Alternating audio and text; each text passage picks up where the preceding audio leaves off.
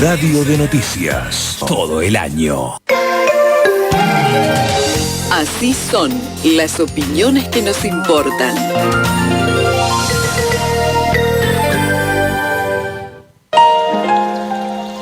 Antes, después, eternamente, hay un lugar que nos permitirá encontrarnos. Perpetual, donde perduran los vínculos.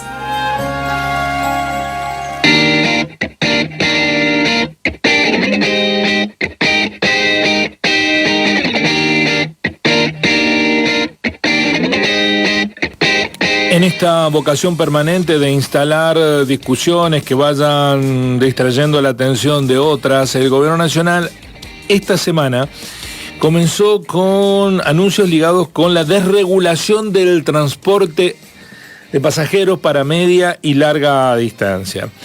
Esto impactaría sobre la lógica de funcionamiento de la conexión, por ejemplo, entre Córdoba y Río Cuarto. El costo de viajar entre la ciudad de Río Cuarto y Córdoba es de 25.440 pesos. Un oyente de este programa la semana anterior nos dijo, ¿por qué no se preguntan si una empresa de transporte te cobra para viajar a Córdoba 25.440 y te cobra 25.000 para viajar a Buenos Aires? En una hay 220 kilómetros de recorrido y en otra hay 600 kilómetros de recorrido. ¿Quién regula esto? En el último aumento se avalaron 6% de incremento de los interurbanos. ¿Es posible que un pasaje cueste desde Río Cuarto a Córdoba lo mismo que desde Río Cuarto a Buenos Aires por la misma empresa en la misma ventanilla? Bueno, estas preguntas vamos a tratar de responderlas con un integrante de el ERCEP, que es el ente que regula los servicios en la provincia de Córdoba. Facundo Cortés Olmedo es vocal del ERCEP por la oposición, a quien saludamos desde el programa Así son las cosas de Río Cuarto. Facundo, un gusto, buen día, ¿cómo le va? ¿Qué tal? Buen día, ¿cómo están ustedes? Bien, preocupado por esta situación, ¿a qué es atribuible esta, por lo menos, incomprensible, manera de tener que pagar lo mismo para viajar de Río Cuarto a Córdoba, de Río Cuarto a Buenos Aires? En realidad, digamos, se le puede atribuir a varias razones. Una de ellas, sin duda, tiene que ver con la escala del servicio, digamos, en términos económicos financieros.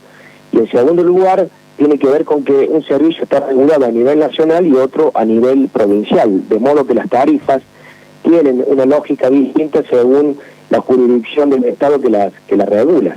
A partir de lo que vos estabas comentando recién, de una definición de la política nacional en el sentido de desregular el servicio de transporte en colectivos, tanto de larga como de media distancia, evidentemente eso traerá algunas consecuencias directas en la fijación de la tarifa, por lo menos en el transporte interurbano de la provincia de Córdoba.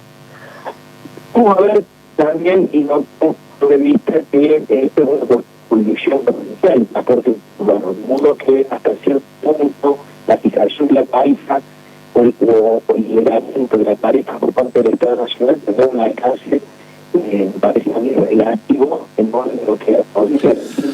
Facundo, Sí.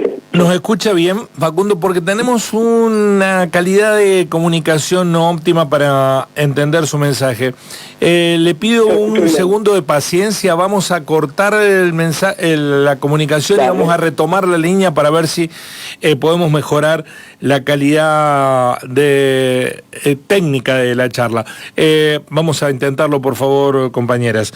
Estábamos dialogando con el integrante del ERCEP, que nos está dando su impresión, Facundo Cortés Olmedo, de por qué. ¿Tiene lógica a qué corresponde esta situación excepcional, creo yo?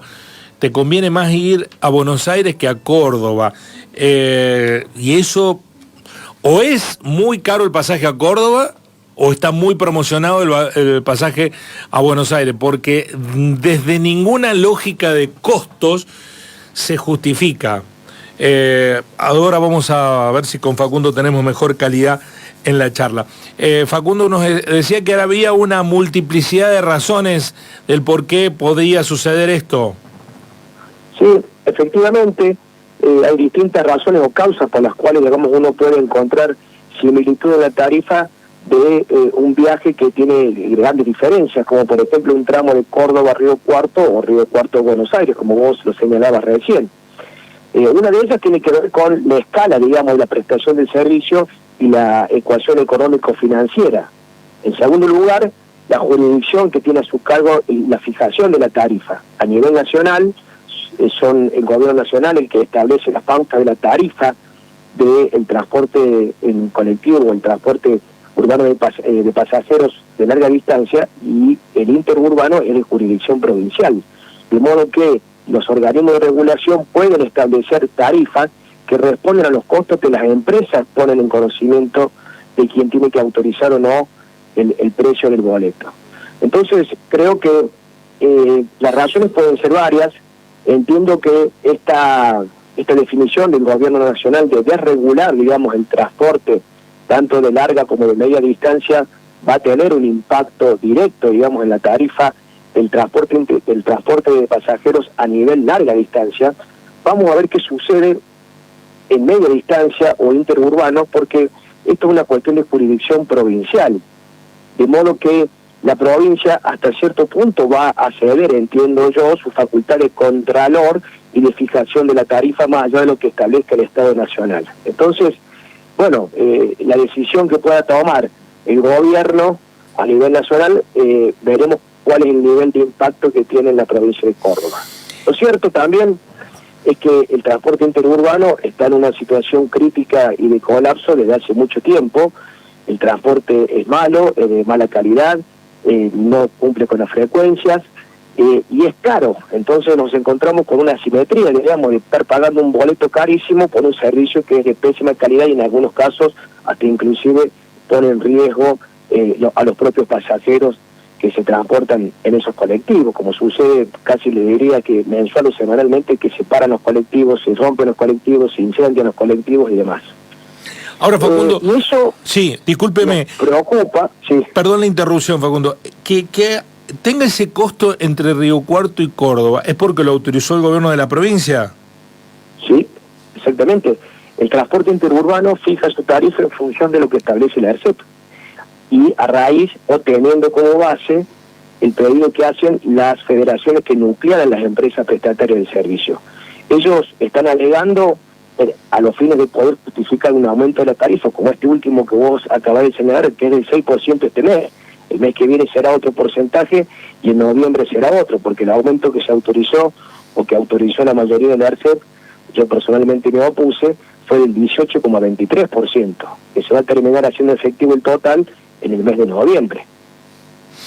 Ahora, entonces, ese aumento, ¿pueden cubrir otros costos, por ejemplo, que la provincia que tiene que subsidiar transporte de estudiantes, por ejemplo, una vez al mes, esté compensando pagarle menos a las empresas o permitiéndole el aumento del boleto? Claro, sí, exactamente. Digo, a ver, el aumento, la tarifa lo que pretende o lo que debería de alguna manera procurar es solventar financieramente un sistema de un servicio público, en este caso el del transporte interurbano. Las prestatarias lo que están diciendo es: yo necesito esta tarifa para poder sostener un sistema y para establecer esa tarifa tienen en cuenta todas las variables, la inflación, los costos y aquellos costos que tienen ellos indirectos que tienen que ver con la gratuidad de algunos servicios que tienen que prestar a partir de definiciones políticas que toma el Estado.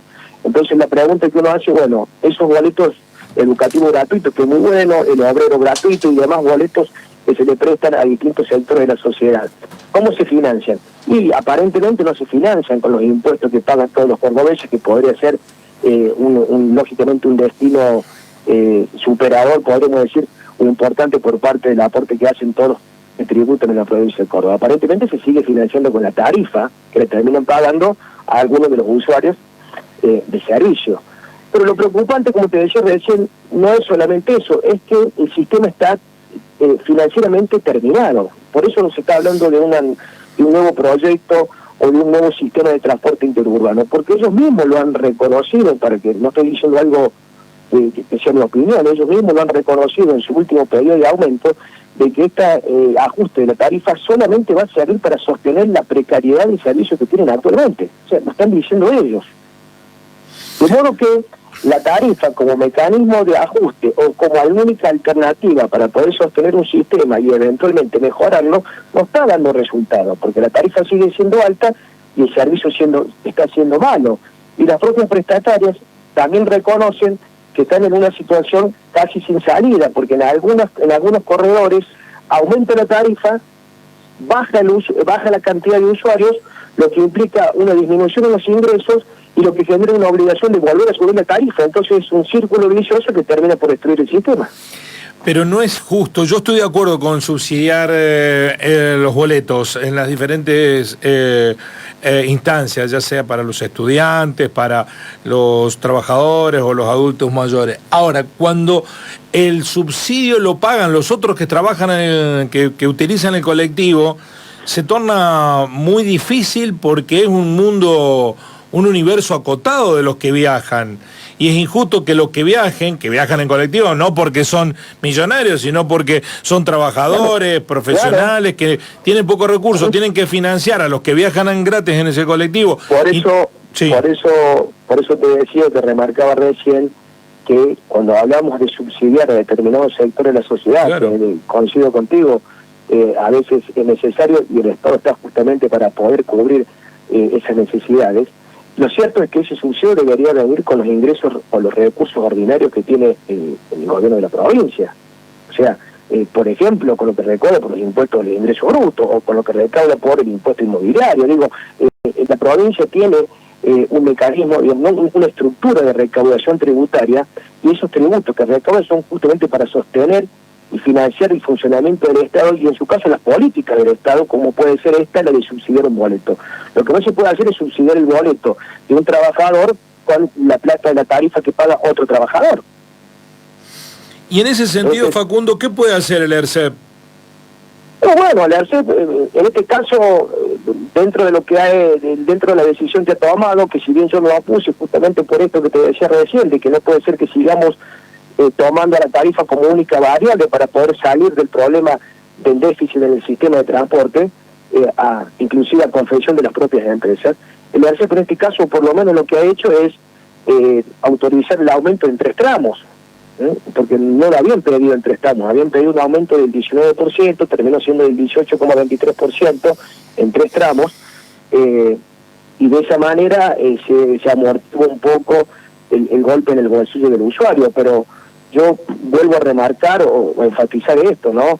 No puede ser que la tarifa siga siendo la única herramienta a través de la cual se pretende sostener un sistema que ya por los propios actores principales del sistema está colapsado, terminado y sin una solución a la vista. Sí, bueno, lo que no coincido con usted, Facundo, que el sistema no funciona, porque yo la veo crecer a la empresa que tiene por lo menos predominancia en el mercado entre Río Cuarto y Córdoba. Algunos corredores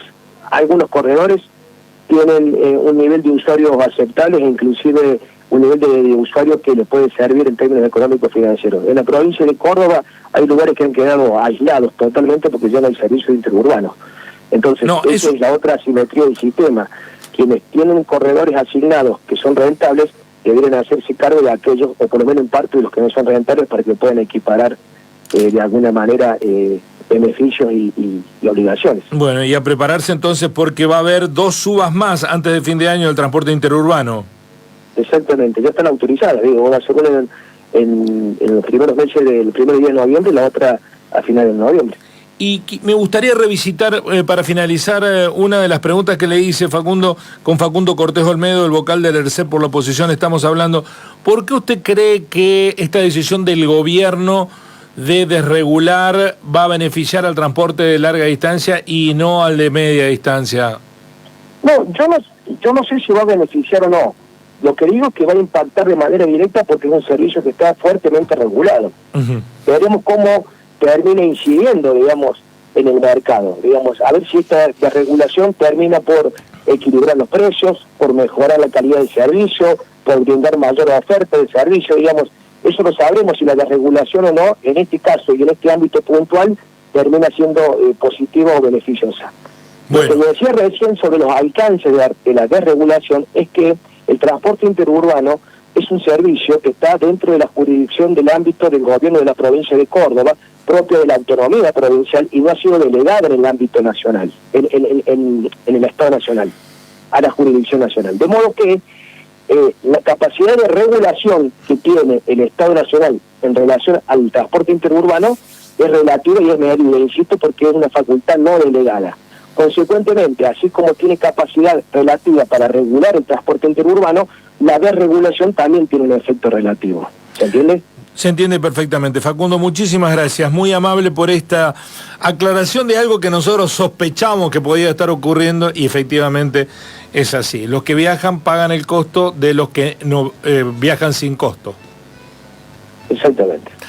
Gracias, Facundo, muy amable. Gracias a ustedes. Hasta luego. Buen día. Así son las